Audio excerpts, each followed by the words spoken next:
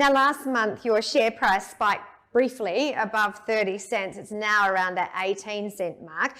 What caused the spike and why wasn't it able to be maintained? If I'm honest with the market, the spike came from some public discussion about the patents that we own in the United States and drawing some connections with what our patent could be used for. We've made it public that our patent for an idea that uses blockchain and tokens to send and receive very rich payment information around the world has the ability to connect both old and new payment networks around the world. So for the transmission of payment messages, we could be connecting members of the SWIFT network with members of the Ripple network.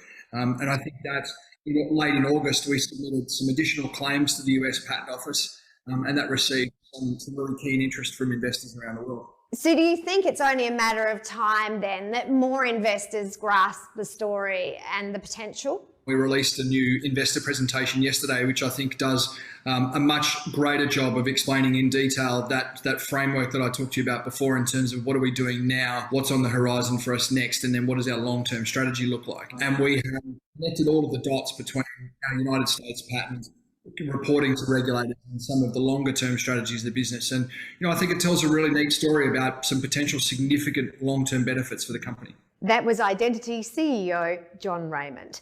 Hey everybody, it's Eddie from Tokyo. This is your cryptocurrency update from Japan. And yes, that pump was in the price of Identity stock. Well, it was because of the uncovering of a patent by King Solomon back in 2019, highlighting the use of the XRP ledger.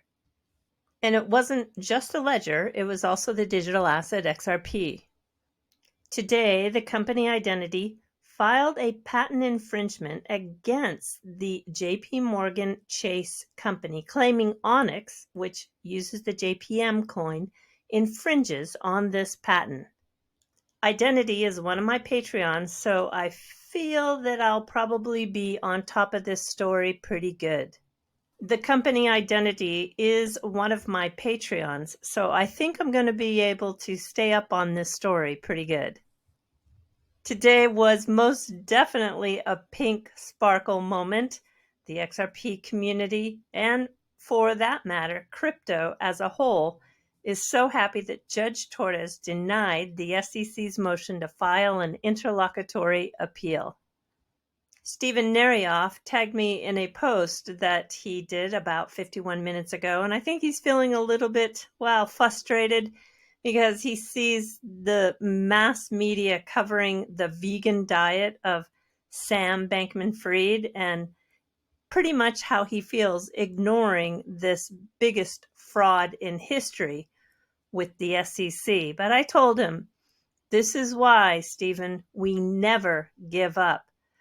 Because, take a look at this, breaking news coming out that the SEC Enforcement Director, Grewal, is now a target of a corruption probe. Yes, the Senate GOP seeks subpoena power to probe the ties between Menendez and Grewal. It's not looking good for Grewal because, look at it here. The federal prosecutors claim that Menendez contacted Grewal in January 2019 to influence the prosecution of Jose Uribe, a businessman, allegedly in exchange for purchasing a $60,000 Mercedes convertible for the senator's wife, Nadine. Yes, today Ripple did receive their big payments license in Singapore, but so did Sygnum Bank. Sygnum revealed that they have 3.5 billion assets under management. So why does this matter? Well, SBI invested 8 figures into this Swiss Singapore bank.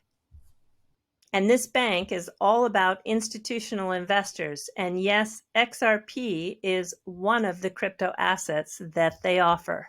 There are 16 Swiss banks and international financial institutions that utilize this platform.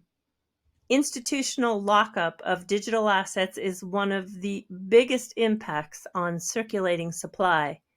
And as you know, it's all about supply and demand. Okay, I finished the edit today of the Things Go Online. They're a Ripple grant winner. They also spoke at the Apex event in the Netherlands. And I'll tell you, they're building some cool stuff. I have just a short 5-minute portion of that video. I captured more than an hour of our conversation. I got it down to 20 minutes. It is so interesting because any XRP ledger transaction, the benefit can be measured and then tokenized on the ledger. And then that can earn XRP, fiat, and so on. You're going to find this company is really onto something.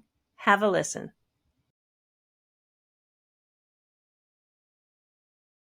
Yes, any transaction on the ledger has less energy consumption than, for instance, the Bitcoin. So if people decide to move Bitcoin using the XRP ledger, that is what most of people do, we can tokenize the benefit of using the ledger instead of the Bitcoin blockchain, and we can reward the owner of the transaction. Is there a way to make, I'm always figuring out how can I make money on this? Is there a way for the and I'm thinking individual, not, and I can see large scale, but I'm trying to also think of if you can get 1 million people, individuals, that can equal a lot of people doing a lot of things. So my friend Jay, who runs an app called Spend the Bits, he moves Bitcoin and stable coins and anything you want using the XRP ledger.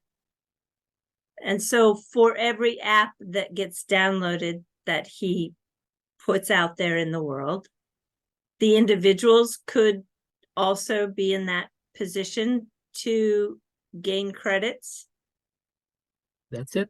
When you have a comparison and you choose the right beneficial attitude, you can be rewarded by that. That's the spirit of the system. Great idea, because if the guy chooses to move Bitcoin using the ledger, the XRP ledger, or if he chooses to move Ethereum with the XRP ledger, he can be rewarded because it's a more environmental attitude. It spends less energy. I can see that those credits that get amassed could be used in various ways. He could distribute them out as loyalty tokens to the people who use his app.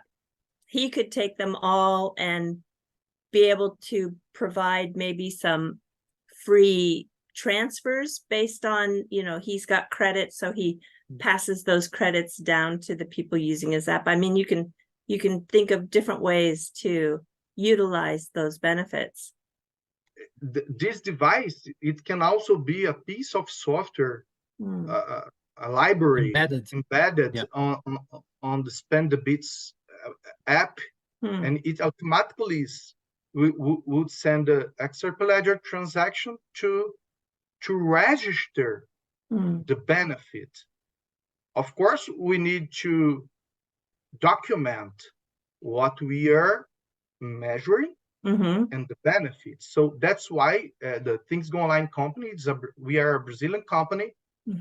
And right now we are under a certification process by an international non-profit organization that is IFG-ICT. When we start measuring renewable energy, we will have the rules documented and certified. So when we partner with Spend the Bits and we document how we will do that, we will document the real benefits, and we start registering on the XRP ledger. Each time a transaction is chosen by the user, when it chooses the XRP ledger path, he will get a reward token that is the TGO token. Or it can be our partner reward program. For instance, in the gas station, the user don't need to know anything about crypto. They even don't need to know about TGO token. They just can get a discount, as Ricardo mentioned. Yeah. So and the ecosystem is buying the credits, the sustainability credits that this user generated, so we can use this credit to back the give back certificates. Yeah. So we are trying to build an ecosystem that is transparent for the regular people. They don't need to know anything about crypto to join to our ecosystem. Yeah. Yes. Yeah, I would imagine everybody who's a builder on the XRP ledger should be measuring their usage. Sure. Yeah. And you know, it's not that difficult to measure the energy consumption of each XRP ledger transaction, because for instance, Ripple has a white paper about that. We have read it in the past in order to write our patent, because our ecosystem is patent. We have about 6 patents. Ricardo is our patent man. He can talk about patents. Yeah, it's one of my fields of expertise. I have a company on that as well, a intellectual property counseling firm, and so I take advantage of that position to protect anything that we have as a leverage. Yeah, smart.